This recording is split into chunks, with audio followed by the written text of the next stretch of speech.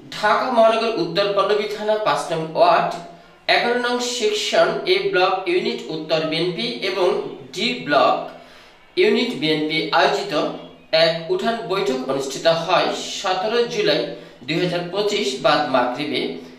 এলাকাবাসীর সাথে এই মত বিনিময় সভায় অনুষ্ঠানে প্রধান অতিথি হিসেবে উপস্থিত থাকেন ঢাকা মহানগর উত্তর বিএনপি আহ্বায়ক, ঢাকা ১৬ আসন সংসদ সদস্য পদপ্রার্থী সম্মানিত জনাব আমিনুল হক এবং বিশেষ অতিথি হিসেবে উপস্থিত থাকেন ঢাকা মহানগর উত্তর বিএনপির যুগ্ম আহ্বায়ক মাহবুব আলম মন্টু এবং উপস্থিত থাকেন বিশেষ অতিথি হিসেবে এই অনুষ্ঠানে ঢাকা মহানগর উত্তর বিএনপির সদস্য এবং পল্লবী থানা ২ নং ওয়ার্ড সাবেক কাউন্সিলর সাজ্জাদ হোসেন মোল্লা এবং বিশেষ অতিথি হিসেবে উপস্থিত থাকেন এই অনুষ্ঠানে ঢাকা মহানগর উত্তর পল্লবী থানা বিএনপি আহ্বায়ক কামাল হোসেন এবং বিশেষ অতিথি হিসেবে উপস্থিত থাকেন এই অনুষ্ঠানে ঢাকা মহানগর উত্তর পল্লবী থানা বিএনপি যুগ্ম আহ্বায়ক মুকসিদুর রহমান আবিদ এবং উপস্থিত থাকেন বিশেষ অতিথি হিসেবে অনুষ্ঠানে পল্লবী থানা বিএনপি যুগ্ম আহ্বায়ক আশরাফ আলী গাজী। উপস্থিত থাকেন এই অনুষ্ঠানে বিশেষ অতিথি হিসেবে ঢাকা মহানগর উত্তর মহিলা দল সিনিয়র যুগ্ম আহ্বায়ক লাইলি বেগম এবং পল্লবী থানা মহিলা দল আহ্বায়িকা লাকি রহমান এবং মহিলা দল সদস্য সচিব সৈয়দা দিলারা জামান ও তার সহযোগীরা।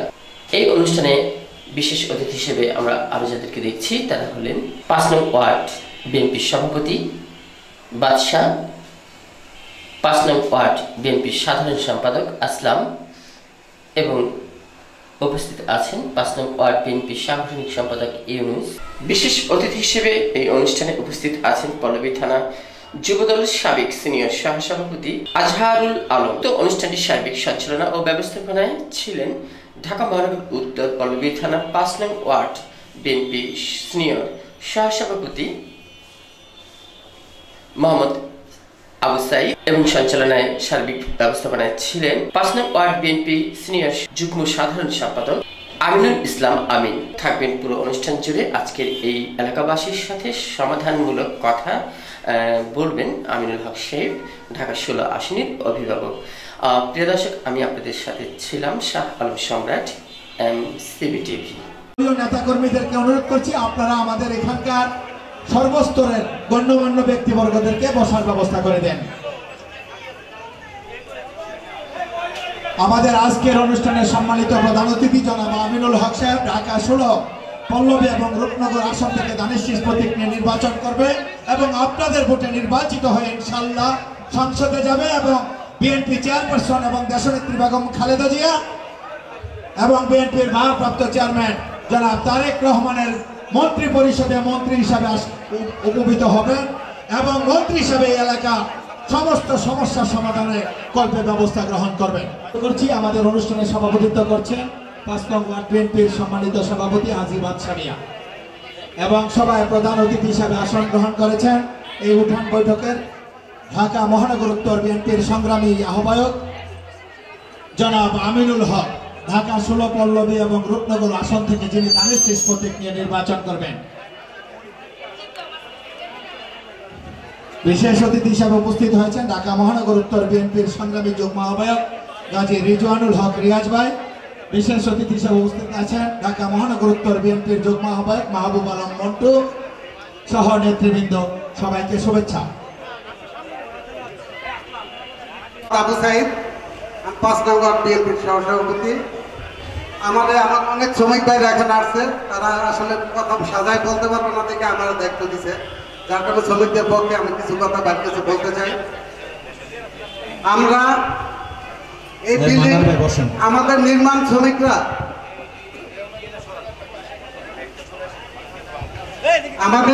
শ্রমিকরা তারা বিভিন্ন রিস্ক নিয়ে বিল্ডিং এ কাজ করে।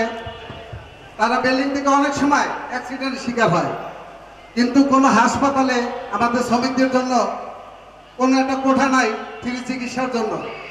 এমন সময় আছে চিকিৎসা না পেয়ে মুরব্বীদেরকে বসতে দেন। হ্যাঁ বসেন আপনারা, একটু আমাদের দলীয় নেতৃবৃন্দরা একটু পিছনে থাকবেন, ওনাদেরকে বসতে দেন। এই মাঝখানের বাচ্চাদেরকে একটু উঠতে পারেন। এই সামনে বসেন। এই আপনার মুরব্বীদেরকে সামনে বসতে দেন।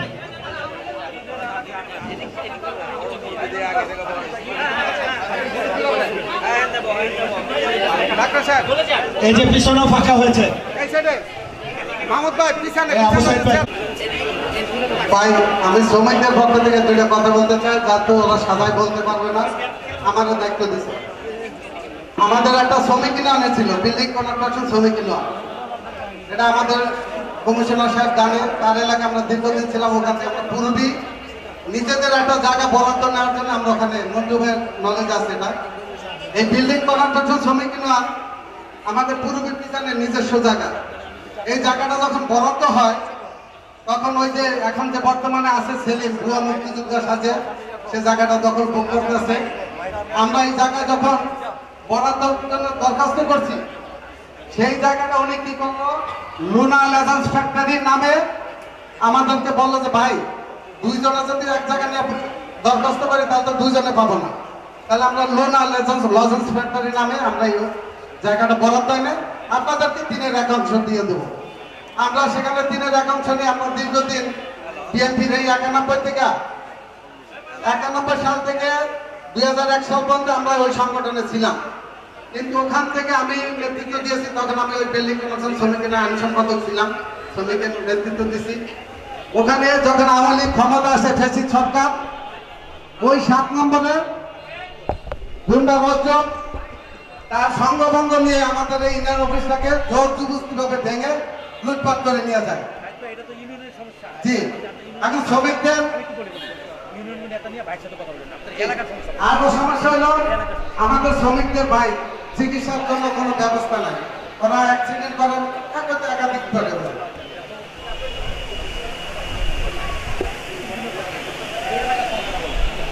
আর এই এলাকার বলতে আজকে যদি বলি, আমরা মনে করেন আমাদের আশেপাশে ওই যে যেরকম মমতাজ হাসিনা বিদ্যুৎ টুকরিতে করে যাচ্ছে, এখন কিন্তু মাদক এই আশেপাশে লাইনের ভিতরে হাইডাইটা বিক্রি করতে আছে। কারণ এর জন্য প্রশাসনের অনেক ব্যর্থতা।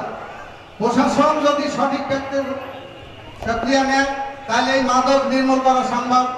আর একটুকে আমার বাইরে বললো যে কৃষক জ্ঞান, আসলে কৃষক জ্ঞান তো তৈরি করি আমরাই, যারা এই মাদক ব্যবসা করি, যারা এলাকায় বিভিন্ন দলের নেতৃত্ব দেয়, এরাই কৃষক জ্ঞান তৈরি করি। এই কৃষক জ্ঞানদের জন্য আমি মনে করি যে কর্মব্যবস্থা অনেক দীর্ঘ পরিবারের ছেলেমেলে আসলে যে প্রকারে হোক তারা এই কৃষক জ্ঞানে যোগ দিচ্ছে। এদেরকে আমরা যদি একটা সুষ্ঠু জীবনযাপনের ব্যবস্থা করতে পারি, এদেরকে জীবিকার জন্য ব্যবস্থা করতে, তাহলে মনে হয় কৃষক জ্ঞানটা কমে যাবে। আর একটা কথা, এখানে মাদকের ব্যাপারে কথা বলতে গেলে ভাই, মাদকের ব্যাপারে যদি কথা বলতে যাই, তারা কিন্তু আইসা ডাইরেক্ট আমাদেরকে মাথায় নিয়ে নেয় কিনা আমরা এগুলো বললাম কেন। কিছুদিন আগে আমরা একটা মাদক বিরোধী একটা মানববন্ধন করছি, সেখানে আমরা বক্তব্য দিয়েছিলাম। সেটা নিয়ে আমার পিছনে অনেক সমালোচনা করছে আমার জন্য, আমাদের বিপদগ্রস্ত করার জন্য। আমি বাইরে বলবো, থানার থেকে এই মাদকের বিরুদ্ধে কঠোর একটা ব্যবস্থা নেবে।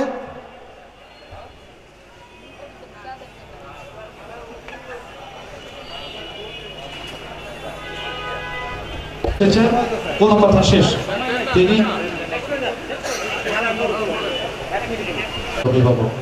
প্রিয় এলাকাবাসী, আপনারা হয়তো এরকম প্রোগ্রাম ব্যতিক্রম দেখতেছেন, মনে করতেছেন সমস্যা শুনতেছে সমাধান হবে কিনা। আলহামদুলিল্লাহ, বিগত দিনে আমরা যে উঠান বৈঠকগুলো করেছি, আমাদের প্রিয় অভিভাবক প্রিয় নেতার কাছে যে সমস্যাগুলো আপনারা তুলে ধরেছেন, সাথে সাথে তিনি সমাধান করার চেষ্টা করেছেন। সেটা নগদ টাকা দিয়ে হোক, তাৎক্ষণিকভাবে হোক, ফোন করে হোক, আপনাদের সমস্যার সমাধান হবে ইনশাল্লাহ। শুধু আপনারা একটু সাহস করে আপনাদের সমস্যাগুলোর কথা বলবেন। প্রিয় এলাকাবাসী, যে মহান নেতা মহান অভিভাবক আমাদের মাঝে এখন বসে আছেন, তিনি সত্যিকার অর্থে একজন সমাজকর্মী, একজন সাংস্কৃতিক কর্মী, একজন ক্রীড়াবিদ, একজন রাজনীতিবিদ। বাংলাদেশের সমসাময়িক রাজনীতিতে সকল গুণে গুণান্বিত এরকম চরিত্র সত্যিকার অর্থে বিরল। সে মহান নেতা জনাব আমিনুল হক আগামী জাতীয় সংসদ নির্বাচনে বিএনপির মনোনীত প্রার্থী হিসেবে, দানের শীষের মনোনীত প্রার্থী হিসেবে আমাদের মাঝে এমপি নির্বাচন করবেন। আমরা কি এরকম একজন সৎ ব্যক্তির পাশে থাকতে চাই? আমিনুল হকের মতন নেতা যদি নির্বাচিত হয়, যিনি নির্বাচনের আগেও আমাদের খোঁজ খবর নিচ্ছেন, সমস্যার সমাধান করতেছেন, নির্বাচনের পরেও আমাদের খোঁজ খবর নেবেন, সমস্যাগুলোর সমাধান করবেন, আমরা বিশ্বাস করি। আপনারা বিশ্বাস করতে চান? সুতরাং আগামী নির্বাচনে আমরা আমিনুল হকের পাশে থাকব, তাকে ভোট দিব, সহযোগিতা করব, তার জন্য দোয়া করব। রাজি আছি সবাই? বক্তব্য রাখবেন প্রিয় নেতা, প্রিয় অভিভাবক জনাব আমিনুল হক। এই স্লোগান নাই, এই সোহেল সোহেল সোহেল স্লোগান না। বিসমিল্লাহির রহমানির রহিম। আজকের এই 5 নম্বর ওয়ার্ডের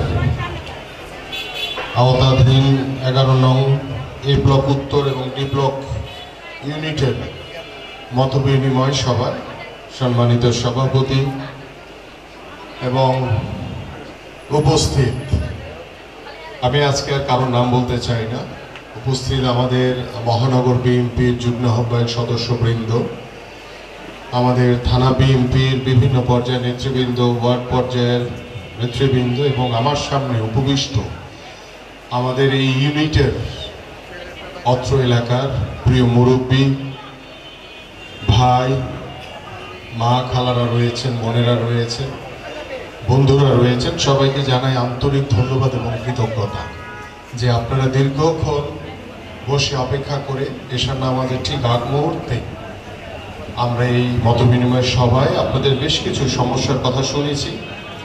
সেই সমস্যাগুলো আমি চেষ্টা করব তাৎক্ষণিকভাবে, যেগুলো আমার দ্বারা আমার সামর্থ্য সম্ভব সেগুলো আমি সমাধান করার চেষ্টা করব।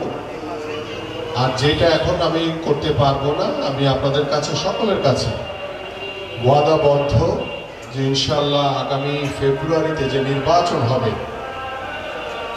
আজান দিচ্ছে নাকি আবার?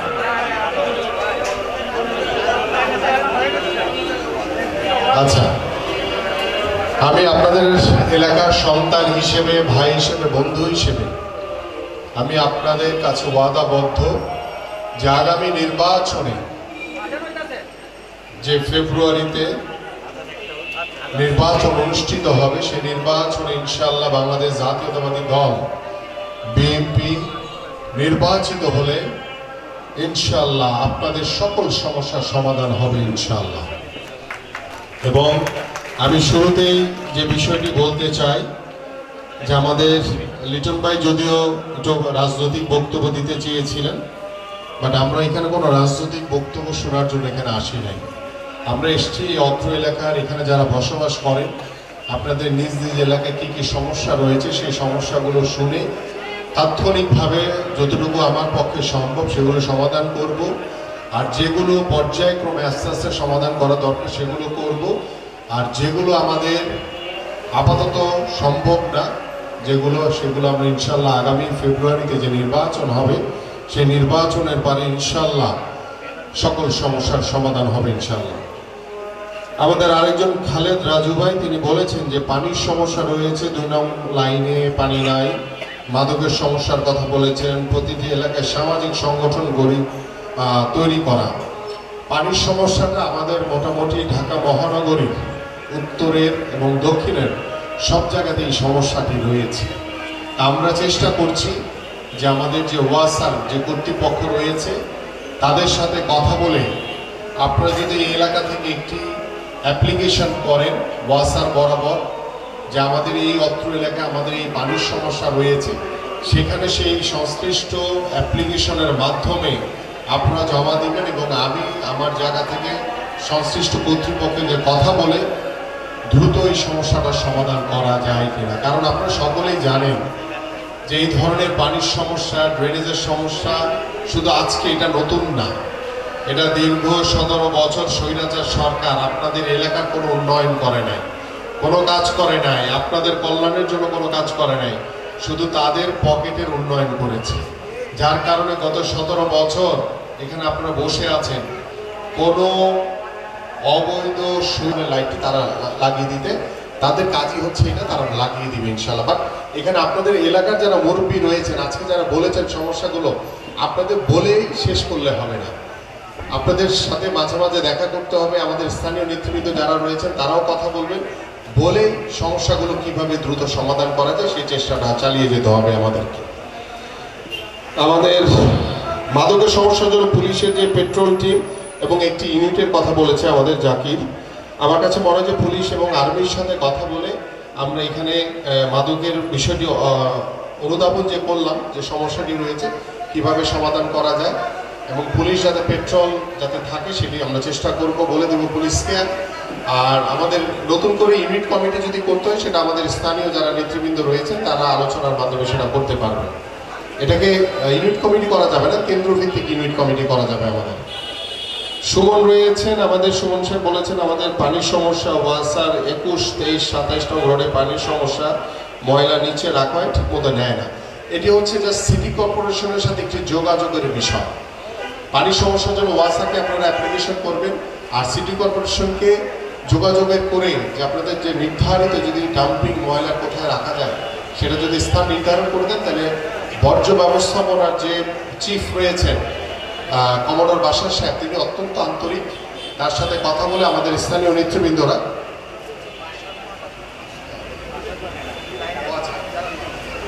তো বাসার যারা লাইনের যে ময়লাগুলো নেওয়া হয় না সেটা কিন্তু স্থানীয়ভাবে আপনারা যারা বাড়ির মালিক সমিতি আছেন বা বাড়ির মালিক রয়েছেন তারা আলোচনার মাধ্যমে এটি সমস্যার সমাধান করতে পারেন। যে নির্দিষ্ট করে আপনারা নির্ধারণ করে দেন যে ময়লাগুলো কারা নিবে, তাহলে আপনারাই আপনাদের এই সমস্যাগুলো সমাধান করতে পারবেন। আচ্ছা, আরেকটি বিষয়, যদি এই ময়লার সমস্যাটা সমাধানের জন্য যাদেরকে নির্ধারণ করে দেওয়া হয়েছে তারা যদি না নেয়, তাহলে আপনারা আমাকে একটু কারা এটার সাথে জড়িত, কাদেরকে দায়িত্ব দিয়েছেন আপনারা যদি আমাকে বলেন, দেন আমি পরবর্তীতে এটার ব্যবস্থা নিতে পারবো ইনশাআল্লাহ। আমাদের সাইদ ভাই অনেক কথা বলেছেন, যদিও এটা শ্রমিক ইউনিয়নের বিষয়, এটা আমার কাছে মনে হয় যেটা আপনারা নিজেরা কথা বলে সমাধান করে নিতে পারবেন বা আলোচনার মাধ্যমে এটা সমাধান করবেন। কিশোর গ্যাংয়ের কথা বলেছেন, যেটা আমরা নিজেরা বলেছি। মাদকের কথা বলেছেন। ইসমাইল হোসেন বলছেন বৃষ্টি হলে তালাব ক্যাম্পে পানি ঢুকে যায়, এটা জলাবদ্ধতার সমস্যা। এখানে আমার কাছে মনে হয়েছে যে আমাদের স্থানীয় নেতৃবৃন্দ এটা তালাব ক্যাম্পটা কোথায় দেখে আপনার সিটি কর্পোরেশনে কথা বলে, অলরেডি আপনারা কথা বলেছেন, বিভিন্ন জায়গায় কাজ হচ্ছে, কিন্তু আমরা বিভিন্ন জায়গায় উঠান বৈঠক করেছি, তাদের সাথে কথা বলেছি, তাদের সমস্যাগুলো কিন্তু ইতিমধ্যে সমাধান হচ্ছে। তা আজকে যেহেতু আপনাদের বিষয়টা আসলো, এটা ইনশাল্লাহ দ্রুত সময়ের ভিতরে ইনশাল্লাহ আপনাদের ওই নিজ নিজ এলাকার যে জলাবদ্ধতা রয়েছে, ড্রেনেজের সমস্যা রয়েছে, সেটাও আমরা দ্রুত পরিষ্কার করে ইনশাল্লাহ সমাধান করার চেষ্টা করব। আমির হামজা সাহেব চাঁদাবাজি চলছে বলছে, মাদকের সমস্যা রয়েছে, সবাই শান্তিপূর্ণভাবে থাকতে চায়। এই চাঁদাবাজি কারা করছে যদি এই লিস্টটা দয়া করে আমার কাছে দেয়, আর যদি আমার দলের যদি কেউ হয় তার তো কোনো ছাড় দেওয়ার কোনো সুযোগ নাই, কারণ আমরা জিরো টলারেন্স দেখাচ্ছি। সে যেই হোক না কেন, শুধু কষ্ট করে নাম আর পদবি লিখে আমার কাছে পৌঁছে দিবেন।